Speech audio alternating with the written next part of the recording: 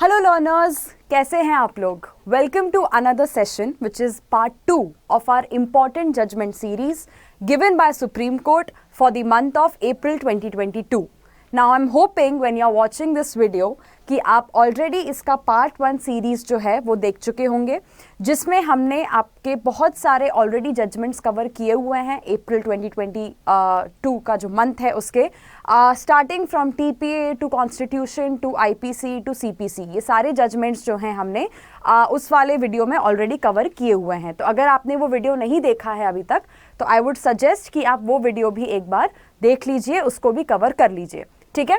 So like I said that in this session also we will be covering your important judgments given by the Supreme Court for the month of April 2022, and this is part 2 of this video series. Okay, for those of you who don't know me, so hi guys, my name is Arjita. I am one of the educators at Study IQ and one of the judiciary educators also as well. Now starting with our first judgment for today. The first judgment is State of Uttarakhand versus Sudhir Budakoti and others. This judgment, ये जो judgment है आपका, ये दो जजेस की bench का है, given by Justice Sanjay Kishan Kaul and Justice MM Sundresh. Okay, अब इस जजमेंट में आपके जो क्वेश्चन उठा था, जो इशू था कोर्ट के सामने, वो ये था कि क्या अगर आपकी यूनियन गवर्नमेंट या स्टेट गवर्नमेंट कोई नोटिफिकेशन निकालती है या कोई डायरेक्शन निकालती है, तो क्या आपके जो स्टेट यूनिवर्सिटीज़ हैं, यानी जो स्टेट लॉस के हिसाब से चलने वाली यूनिवर्सिटीज़ हैं, जो स्टेट फंडिंग के हिसाब से चल रही हैं, क्या उनको भी वो डायरेक्शन मानना ज़रूरी है जो आपके स्टेट गवर्नमेंट ने पास किया है, या फिर वो उसे अवॉइड भी कर सकते हैं और उसे उसके द्वारा ऑब्लिगेटेड नहीं है?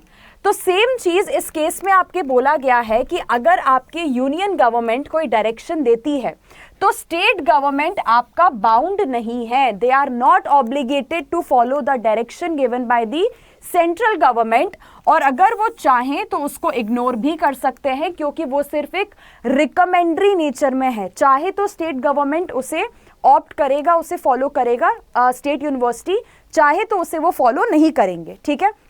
अब इस केस के बारे में मैं आपको बताना चाहती हूं कि इस केस में हुआ क्या था. देखिए, आपका जो सेंट्रल गवर्नमेंट का मिनिस्ट्री ऑफ एजुकेशन है, ठीक है, सेंट्रल गवर्नमेंट का जो आपका मिनिस्ट्री ऑफ एजुकेशन है, उन्होंने यहाँ पे निकाले थे दो सर्कुलर. ठीक है, दो नोटिफिकेशन आपके निकाले गए थे, जिसमें उन्होंने बोला था कि जो लेक्चरर्स हैं और जो रजिस्ट्रार्स हैं उनकी जो सैलरीज हैं, उनका जो पे स्केल है, उसे क्या किया जाएगा, उसे रिवाइज किया जाएगा. अब यहाँ पे जो आपका उत्तराखंड का स्टेट था, ठीक है, उन्होंने लेक्चरर्स की पे स्केल को रिवाइज करने वाला नोटिफिकेशन तो माना, लेकिन रजिस्ट्रार की पे स्केल्स को रिवाइज करने वाला नोटिफिकेशन उन्होंने नहीं माना, उसको फॉलो नहीं किया. अब एक आपके ऐसे रजिस्ट्रार थे विच इज सुधीर बुडाकोटी, जो कि एक रजिस्ट्रार थे उत्तराखंड की ही एक यूनिवर्सिटी में, और इन्होंने इस चीज़ पे ऑब्जेक्शन उठाया कि बाकी रजिस्ट्रार्स को अगर उस हिसाब से पेमेंट मिल रहा है, अगर वो सेंट्रल यूनिवर्सिटी का सर्कुलर मान रहे हैं, तो अगर मेरी यूनिवर्सिटी वो सर्कुलर नहीं मान रही है और मुझे वही पे स्केल नहीं मिल रहा है, तो this is against my article 14, this is against my right to equality, और ये चीज़ यहाँ पे अनकॉन्स्टिट्यूशनल मानी जाएगी. ठीक है. तो यहाँ पे सेम चीज़ इस केस के अंदर कोर्ट ने बोली थी, जो कि ये है कि आपका स्टेट गवर्नमेंट जो है वो बाउंड नहीं है, वो ऑब्लिगेटेड नहीं है कि अगर सेंट्रल गवर्नमेंट कोई नोटिफिकेशन या कोई सर्कुलर निकालती है तो उसको यहाँ पे फॉलो करना ही पड़ेगा. कोर्ट ने यहाँ पे आपके बहुत सारे जजमेंट्स को भी यूज किया है. जैसे एक जजमेंट है आपका कल्याणी मथिवन का जजमेंट, ठीक है, 2015 का सुप्रीम कोर्ट का जजमेंट है, जहां पे कोर्ट ने यही चीज बोली कि अगर सेंट्रल गवर्नमेंट आपकी कोई नोटिफिकेशन निकालती है तो वो रिकमेंडरी नेचर में है, वो डायरेक्टरी नेचर में है. अगर स्टेट गवर्नमेंट चाहेगी तो उसे फॉलो करेगी, नहीं तो वो उसे इग्नोर भी कर सकते हैं. तो यहाँ पे ये जो रजिस्ट्रार होते हैं हमारे सुधीर बुडाकोटी, ये यहाँ पे ये क्लेम नहीं कर सकते कि इनकी यूनिवर्सिटी को भी वही नोटिफिकेशन, वही सर्कुलर फॉलो करना पड़ेगा और उनकी सैलरी अकॉर्डिंगली रिवाइज करनी पड़ेगी, जो कि हो सकता है बाकी रजिस्ट्रार्स को ऑल ओवर द कंट्री जो है वो दिया जा रहा होगा. ठीक है. तो इस केस से हमें ये पता चलता है कि सेंट्रल गवर्नमेंट या स्टेट गवर्नमेंट आपकी अगर कोई नोटिफिकेशन निकालती है, कोई सर्कुलर निकालती है, तो जो स्टेट यूनिवर्सिटीज हैं, यानी जो स्टेट लेजिस्लेशंस के थ्रू बनाई गई हैं, जो स्टेट के थ्रू फंडेड हैं, वो ऑब्लिगेटेड नहीं है उस नोटिफिकेशन को मानने के लिए या उस सर्कुलर को फॉलो करने के लिए। उनकी इच्छा है, अगर वो फॉलो करना चाहें तो कर सकते हैं। Okay, moving on to our second case, that is Sukhdatt Ratra versus state of Himachal Pradesh का केस है। दिस जजमेंट, ये भी आपका 2 जजेस के द्वारा दिया गया था, justice S Ravindra Bhatt and justice PS Narasimha.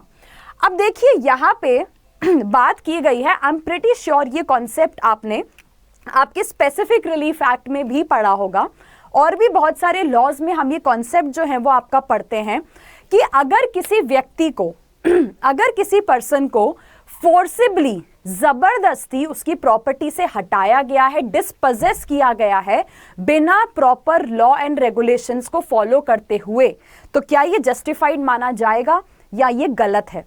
Same चीज यहां पे सुप्रीम कोर्ट के सामने भी as a issue in this case arise हुआ था, जहां पे सुप्रीम कोर्ट ने बोला है कि फोर्सिबली, जबरदस्ती किसी पर्सन को उनकी प्रॉपर्टी से डिस्पोजेस करना without following due process of law, बिना proper rules and regulations follow किए बिना, ये उनके ह्यूमन राइट्स को तो वायलेट करता ही करता है, प्लस ये आपके कॉन्स्टिट्यूशनल राइट्स को भी वायलेट करता है। ठीक है, अब इस केस में हुआ क्या है, that I would want to tell you. यहाँ पे आपके 2 लोग रहते हैं, ए और बी, और इनकी एक जमीन रहती है जिसके ये जॉइंट ओनर्स रहते हैं। ये थोड़ा पुराना केस है, मतलब केस तो नया है, बट ये जो इंसिडेंट है, इसके जो फैक्ट्स हैं वो थोड़े पुराने हैं, क्योंकि आपका इन द ईयर 1972-1973 सरकार को यहाँ पे कंस्ट्रक्शन करना था, जिसके लिए उनको इस जमीन की भी जरूरत थी। ठीक है, अब इस जमीन को लेने के लिए यहाँ पे ना तो उन्होंने ओनर्स को कोई कॉम्पनसेशन दिया, ना ही लैंड एक्विजिशन एक्ट के अंदर कोई एक्विजिशन प्रोसीडिंग्स चलाई, बट जबरदस्ती से स्टेट ने यहाँ पे फोर्सिबली इनकी प्रॉपर्टी यहाँ पे कब्जा ली, और इसके लिए उनको कोई भी कॉम्पनसेशन यहाँ पे नहीं दिया गया। ठीक है, ऑलमोस्ट एक्सक्यूज मी, ऑलमोस्ट आपके 40 साल के बाद, अप्रोक्सीमेटली 38 ईयर्स है आपका, ऑलमोस्ट 38-40 ईयर्स के बाद ये लोग कोर्ट में जाते हैं ये बोलते हुए कि हमारे साथ ऐसा ऐसा गलत हुआ था। अब यहाँ पे गवर्नमेंट जो है आपकी, यानी जो स्टेट ऑफ हिमाचल प्रदेश है, उनका बोलना यहाँ पे ये था कि देखिए ये कितने सालों के बाद आ रहे हैं, there is too much of delay in this case. आप 38 ईयर्स के बाद यहाँ पे कोर्ट में आके ये चीज कंटेंट कर रहे हो, तो ये चीज तो अब इंटरटेन की ही नहीं जा सकती है कोर्ट के द्वारा। And this is what we study in limitation act also, की आपकी जो रेमेडी है जो आप कोर्ट से चाहते हैं वो एक पर्टिकुलर पीरियड के अंदर ही जानी चाहिए, otherwise limitation act bars your remedy, right. लेकिन अब यहाँ पे स्टेट ने, यहाँ पे जो कोर्ट है, कोर्ट ने यहाँ पे ये चीज बोली कि देखिए जो आपका स्टेट ऑफ हिमाचल प्रदेश है, स्टेट अपने केस के लिए, अपने आप को डिफेंड करने के लिए ना तो यहाँ पे एविडेंस के तौर पे ये दिखा पाया कि इन्होंने इन लोगों को, इन दोनों पार्टीज को कोई कॉम्पनसेशन दिया है, ना ही स्टेट आपका ये दिखा पाया कि इन्होंने प्रॉपर तरीके से जमीन को एक्विजिशन एक्ट के अंदर एक्वायर किया है। और उसके बाद अगर स्टेट इस तरीके के स्टेटमेंट दे रहा है कोर्ट के अंदर आके कि लिमिटेशन पीरियड ओवर हो चुका है, तो अब तो यहाँ पे कोई केस नहीं बनता, तो कोर्ट ने यहाँ पे एक बहुत बढ़िया केस लाइन बोली है इस केस के अंदर कि in such kind of cases, court ने बोला है कि in such kind of cases limitation जो है वो जस्टिस के अगेंस्ट नहीं हो सकता। यहाँ पे इन लोगों के साथ जो चीज हुई है कि ना तो आपने इनका कंसेंट लिया इनकी जमीन लेने के पहले, ना इनकी जमीन प्रॉपर एक्विजिशन एक्ट के अंदर जो है वो एक्वायर की गई, और ना आपने इनको जो है किसी तरीके का यहाँ पे कॉम्पनसेशन दिया। यानी ये क्या हुआ, ये हुआ आपका फोर्सिबल डिस्पोजेशन, जबरदस्ती आपने किसी को उनकी जमीन से यहाँ पे निकाला है, और ये आपके आर्टिकल 300A जो है उसका वायलेशन है। तो ये कॉन्स्टिट्यूशनल वायलेशन भी है और ये आपका एक ह्यूमन राइट का भी वायलेशन माना जाएगा। तो सुप्रीम कोर्ट ने यहाँ पे अपनी जो jurisdictional, extra territorial jurisdictional powers जो हैं उनकी अंडर आर्टिकल 136 एंड 142, ठीक है, इन दोनों पार्ट्स को यूज करते हुए यहाँ पे सुप्रीम कोर्ट ने स्टेट को ये डायरेक्शन दिया कि देखिए ये साफ एविडेंट है यहाँ पे कि आपने इन दो पार्टीज के साथ बहुत गलत किया है और अब आपको यहाँ पे इनको कॉम्पनसेशन देना पड़ेगा इंटरेस्ट के साथ। इतने सालों का जो इंटरेस्ट है उसके साथ अब आप यहाँ पे इनको कॉम्पनसेशन देंगे फॉर द रॉन्ग जो कि आपने यहाँ पे उनके साथ किया है। ठीक है, so I hope this second case is also clear to everyone. Moving on to our third case, Bharat Sanchar Nigam limited BSNL versus Sandeep Chaudhary का केस है ये। Again given by a two-judge bench judgment given by two justices, which is Justice M.R. Shah and Justice B.V. Nagaratna. अब देखिए यहाँ पे reservation एक बहुत ही, आपको पता है, एक बहुत ही प्रोमिनेंट सा टॉपिक रहता है हमारा रिजर्वेशन। सालों साल, हर महीने ऑलमोस्ट कह सकते हैं तो आपके काफ़ी जजमेंट्स पास होते रहते हैं रिजर्वेशन के ऊपर। ठीक है, अब यहाँ पे देखिए एक एग्जाम्पल के थ्रू मैं आपको ये केस बताना चाहूँगी। आप सबको पता होगा वर्टिकल रिजर्वेशन क्या होता है। तो अगर कहीं पे भी वैकेंसी वगैरह निकलती है तो आपके जनरल कैटेगरी के लिए कुछ सीट्स होती हैं, आपके SC STs के लिए कुछ सीट होती हैं, आपके SC ST के लिए कुछ सीट्स होती हैं और OBC के लिए कुछ सीट्स रिजर्व्ड होती हैं। ये जो रिजर्वेशन होता है इसे हम बोलते हैं वर्टिकल रिजर्वेशन। अब यहाँ पे मान लीजिए इस केस में जो क्वेश्चन उठा वो मैं आपको इसी एग्जाम्पल के थ्रू एक्सप्लेन करूंगी। मान लीजिए जनरल कैटेगरी का जो बंदा है किसी जॉब के लिए अप्लाई कर रहा है, जनरल कैटेगरी वालों के लिए मान लेते हैं दी कट ऑफ वॉज 200। ठीक है, 200 नंबर कट ऑफ था। और अगर रिजर्व कैटेगरी का कोई बंदा, लेट्स से OBC कैटेगरी का कोई पर्सन, लेट्स से आपका 210 नंबर लेके आता है, ठीक है, यानी वो जनरल कैटेगरी के कट ऑफ से भी ऊपर है, यानी उसका मेरिट एक जनरल कैटेगरी के बच्चे से भी ऊपर है। अब यहाँ पे क्वेश्चन ये उठता है कि इस बच्चे को जो OBC कैटेगरी में जनरल कैटेगरी वाले से भी ज्यादा नंबर लेके आया है, क्या उसे हमें जनरल कैटेगरी की सीट में डालना चाहिए या OBC में डालना चाहिए? अब ये क्वेश्चन सुन के आपको लग रहा होगा कि ये पहली बार नहीं है ये क्वेश्चन उठा है। सालों साल आपके एटलीस्ट पिछले 3-4 साल में तो हर साल ऐसा एक जजमेंट आता है जहां पे ये क्वेश्चन बार बार उठता है कि रिजर्व कैटेगरी वाला अगर कोई जनरल कैटेगरी वाले से ज्यादा नंबर लेके आ जाए, यानी वो ज्यादा मेरिटोरियस स्टूडेंट अगर प्रूव हो जाता है, तो क्या उसे उसकी रिजर्व कैटेगरी में एडमिशन मिलना चाहिए, वहां पे उसको जॉब मिलनी चाहिए, या उसको उसके रिजर्व कैटेगरी में ही वो मिलेगा? सुप्रीम कोर्ट ने यहाँ पे इसी चीज को, इसी क्वेश्चन का आंसर किया है कि रिजर्व कैटेगरी का अगर कोई कैंडिडेट है, आप कॉलेज में हो, आप किसी जॉब के लिए अप्लाई कर रहे हो, रिजर्व कैटेगरी का अगर कोई कैंडिडेट है और वो जनरल कैटेगरी वाले बंदे से, जो जनरल कैटेगरी का लास्ट कट ऑफ है, यानी 200 नंबर कट ऑफ था, तो लास्ट कट ऑफ से अगर वो ज्यादा नंबर लेके आता है, हायर मार्क्स लेके आता है, तो फिर वो जनरल कैटेगरी में एलिजिबल माना जाएगा, यानी उसको रिजर्व कैटेगरी के अंदर यहाँ पे एडमिशन नहीं मिलेगा। सेम चीज इस केस के अंदर हुई थी 2 स्टूडेंट्स के साथ जिन्होंने BSNL में वैकेंसी के लिए यहाँ पे अप्लाई किया था। ठीक है, उनका सेम यही पॉइंट था, यही कंटेंशन था यहाँ पे कि क्योंकि हमको जनरल कैटेगरी वालों से भी ज्यादा नंबर मिले हैं तो हमें यहाँ जनरल कैटेगरी की वैकेंसी में डाला जाना चाहिए, हम OBC वाली कैटेगरी में एलिजिबल नहीं माने जाएंगे क्योंकि हम ज्यादा नंबर लेके आए हैं रिजर्व कैटेगरी वालों से। ठीक है, जो बाकी बचे हुए हैं रिजर्व कैटेगरी वाले, उनसे आप बाकी वैकेंसीज भरिए, बट हमको जनरल कैटेगरी वालों के बराबर ही आप यहाँ पे कंसिडर करिए। तो सेम चीज यहाँ पे सुप्रीम कोर्ट ने आंसर भी की है इस केस के अंदर। बाय द वे, इस केस के अंदर मैं अगर आपको बताऊं, बहुत लैंडमार्क जजमेंट्स हैं आपके सुप्रीम कोर्ट ने जो कंसिडर किए हैं इस केस को डिसाइड करते टाइम। आपका इंदिरा साहनी केस हो गया, जो आपका अगेन रिजर्वेशन का लैंडमार्क केस माना जाता है।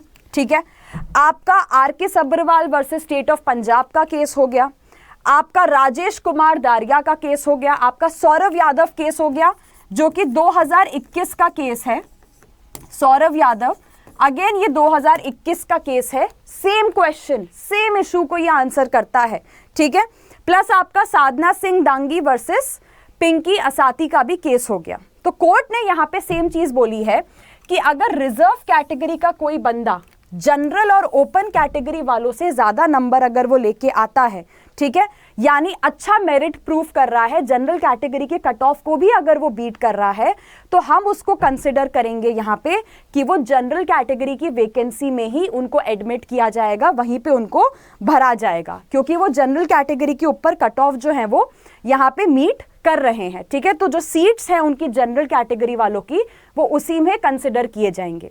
जो बाकी आपके रिजर्व कैटेगरी के लोग हैं, जो रिजर्व कैटेगरी से सीट्स के लिए अप्लाई कर रहे थे, वो बाकी लोग उन सीट्स में फिर कंसिडर किए जाएंगे।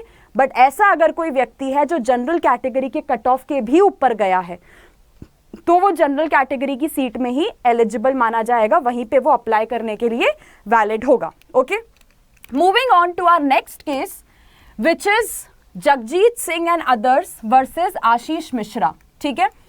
दिस इज अ 3 जज बेंच जजमेंट जिसमें हमारे CJI chief justice of India भी इस जजमेंट का पार्ट है, justice NV Ramana, we have justice Hima Kohli and we have justice Suryakant. अगर आपको इस केस में जो पार्टीज के नाम हैं उन्हें पढ़ के अगर एक नाम स्ट्राइक नहीं किया, तो आप स्ट्राइक करिए और आप समझ जाएंगे कि ये केस किस चीज से डील करता है।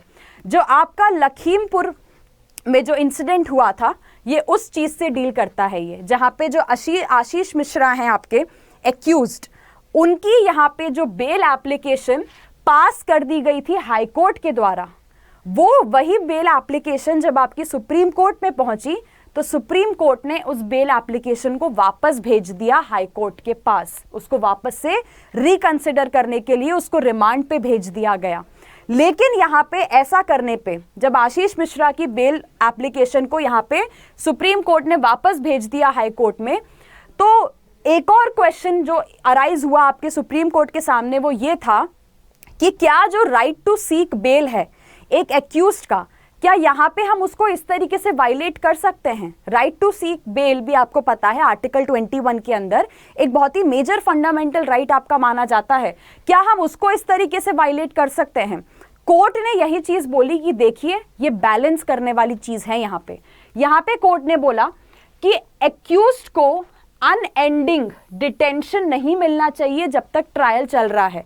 हम ये नहीं बोल रहे कि एक्यूज्ड को तब तक आप डिटेंशन में रखेंगे, तब तक उसको पीछे बांध के रखेंगे, ठीक है, तब तक उसको रिहा नहीं करेंगे जब तक उसका ट्रायल पेंडिंग है, भले ही वो कितने साल चलता रहे। ये करना एब्सोल्युटली गलत है, ये हम बिल्कुल जस्टिफाई नहीं करते। हर एक्यूज्ड का राइट है बेल लेना, बेल की रेमेडी मांगना, क्योंकि हर accused is innocent until proven guilty.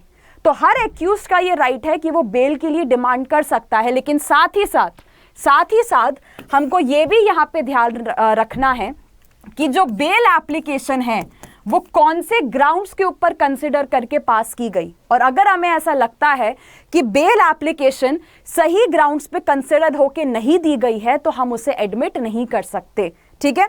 तो यहाँ पे कोर्ट ने जो आपका लखीमपुर खेरी का जो इंसिडेंट हुआ था, उसके जो आपके मेन एक्यूज्ड हैं जिनका नाम है आशीष मिश्रा, ठीक है, उनको जो हाई कोर्ट ने बेल दी थी उसको इन्होंने वापस रिमांड कर दिया, वापस भेज दिया। यहाँ पे इन्होंने बोला, तो यहाँ पे कोर्ट ने दोनों चीजों के ऊपर बात की है। कोर्ट ने यहाँ पे माना है कि एक एक्यूज्ड का बिल्कुल राइट होता है कि वो बिल्कुल यहाँ पे बेल मांग सकते हैं, ठीक है। ये बिल्कुल सही नहीं है कि किसी भी एक्यूज्ड को हम यहाँ पे इस तरीके से उनके फंडामेंटल राइट्स का वायलेट करें, जब तक ट्रायल चल रहा है तब तक उनको डिटेंशन में रखें।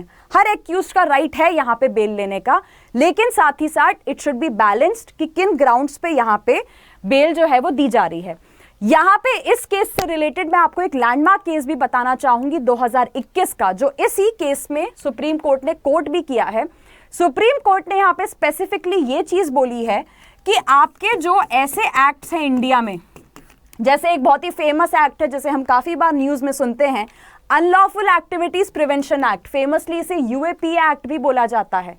सुप्रीम कोर्ट ने बोला कि इस तरीके जो एक्ट्स हैं आपके इंडिया में, ठीक है, जिसमें एक्सप्रेसली मना किया गया है बेल के लिए, ठीक है, ऐसे भी जो एक्ट्स हैं ये तक किसी एक्यूज्ड का राइट टू सीक बेल नहीं छीन सकते। ये कौन से केस में बोला गया है, याद करिए, 2021 का लैंडमार्क केस है, ठीक है, which is your KA Najeeb का case, KA Najeeb versus union of India का केस। KA नाजीब आपके इनका जो ट्रायल है वो 5 साल से पेंडिंग था यूएपीए के अंदर, और इस वजह से यहाँ पे इनको जो बेल है वो नहीं दी जा रही थी। सुप्रीम कोर्ट ने यहाँ पे बोला कि अगर हमें ऐसे एक्ट के अंदर भी दिखता है कि बहुत अनरीजनेबल डिले हो रहा है और आप जो एक्यूज्ड है उसको आप बहुत बहुत ही लंबे समय का आप उसको जो है वो वेट करा रहे हैं यहाँ पे, तो ये भी उनके फंडामेंटल राइट जो है आर्टिकल 21 उसको वायलेट नहीं कर सकता। Article 21 is above everything, it is above your acts like UAPA also, जहां पे बेल प्रोविजंस अलाउ ही नहीं किए गए हैं। बट ऐसे एक्ट्स को भी झुकना पड़ेगा आर्टिकल 21 के आगे, क्योंकि आर्टिकल 21 सुप्रीम है, कॉन्स्टिट्यूशन सुप्रीम है। Right to bail, right to seek remedy of bail आपका आर्टिकल 21 के अंदर माना गया है। ऐसे एक्ट्स को भी उसके आगे झुकना पड़ेगा क्योंकि आर्टिकल 21 सुप्रीम है। तो हम ये बिल्कुल मानते हैं, ये बिल्कुल एडमिट करते हैं कि बेल मांगने का हक सबको है, बेल मांगने का राइट सबको दिया जाएगा। लेकिन सुप्रीम कोर्ट ने यहाँ पे यही चीज बोली कि जो एक्यूज्ड बेल मांग रहा है और अगर कोर्ट उसकी बेल एप्लीकेशन को यहाँ पे एडमिट कर रहा है, तो ये तो सही होना चाहिए कि बेल एटलीस्ट प्रॉपर ग्राउंड्स को कंसिडर करके दी गई हो, क्यों जो हमें यहाँ पे नहीं लगता। इसलिए उस बेल ऑर्डर को सुप्रीम कोर्ट ने इस केस के अंदर सेट असाइड कर दिया। आशीष मिश्रा जो हमारे एक्यूज्ड हैं उनको सरेंडर करने को बोला गया था 1 हफ्ते के अंदर, और कोर्ट ने बोला हाई कोर्ट को कि वापस से इस बेल को कंसिडर किया जाए, वापस से मेरिट्स देखे जाएं कि किस बेसिस पे बेल देना चाहिए। और विक्टिम्स जो हैं, यानी जो आपकी अपोजिंग पार्टी है, उनको भी यहाँ पे ग्राउंड मिलना चाहिए कि वो उनका भी पूरा राइट है यहाँ पे इस बेल एप्लीकेशन को अपोज करने का। उनको भी अगर लगता है तो वो भी इस बेल को अपोज कर सकते हैं। ठीक है, so that was your case of Jagjit Singh and others versus Ashish Mishra. Moving on to our last case, now this is a case that deals with your IPC provisions, which is Mohammad Firoz versus State of Madhya Pradesh, given by a 3-judge bench judgment, that is Justice U.U. Lalit, Justice S. Ravindra Bhatt and Bela M. Trivedi. अब इस case को मैं इसलिए बहुत important case मानूंगी 2022 का, क्योंकि ये जो केस है आपका, ये डील करता है किससे? ये केस आपका डील करता है डेथ पेनल्टी से। ठीक है, डेथ पेनल्टी से रिलेटेड एक क्वेश्चन काफी बार आपसे आपके प्रीलिम्स एग्जाम के अंदर पूछा जाता है, विच इज बच्चन सिंह, कि वो कौन सा केस है जिसमें doctrine rarest of rare case की डॉक्ट्रिन पास की गई थी, डेथ पेनल्टी के प्रिंसिपल्स वगैरह पास किए गए थे। ये कुछ केसेस हैं आपके, बच्चन सिंह हो गया, मच्छी सिंह का केस हो गया, जो काफी बार प्रीलिम्स वगैरह में आपसे पूछे जाते हैं।